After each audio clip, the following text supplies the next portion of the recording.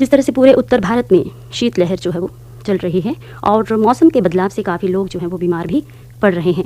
तो ऐसे में अपना बचाव करना जो है वो सर्दी से बहुत ही ज़रूरी है। तो सर्दी में बीमारियों से बचने के लिए हमें हमेशा शरीर को गर्म रखने के लिए गर्म कपड़े पहनने होंगे और पहनने चाहिए, और पहनते भी हैं लोग। लेकिन कई बार क्या होता है कि कई बार हम काम करते हैं तो ठंड जो है वो लग जाती है, जिससे हम बीमार भी पड़ सकते हैं। इसलिए छोटे बच्चों और बुज़ुर्गों का ध्यान रखना भी बहुत ही ज़रूरी है।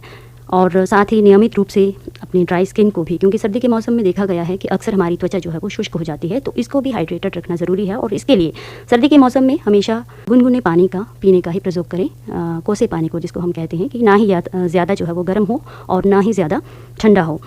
ठंडा पानी पीने से बचें और फ्रीज़ की चीज़ें हमेशा खाने से बचें। और सर्दी के मौसम में पौष्टिक भोजन करें और अपने स्वास्थ्य का ख्याल रखें। और जिस तरह से हमने बात की कि शीतलहर जो है वो चल रही है और सर्दी से बचना बेहद ही ज़रूरी है, क्योंकि मौसम में कई तरह के वायरस भी जो है वो सक्रिय जो है वो हो जाते हैं। तो इसलिए बचकर रहने की ज़रूरत होती है। तबीयत अगर हमारी ख़राब हो जाती है तो हमें जो है वो तत्काल चिकित्सकों को दिखाना चाहिए, क्योंकि उपचार कराने में लापरवाही नहीं बरतनी है। और कई बार इस मौसम में देखा गया है कि कई बुज़ुर्गों को और ज़्यादातर बच्चों को भी निमोनिया होने की शिकायत जो है वो रहती है, सांस फूलने की बीमारी भी होती है।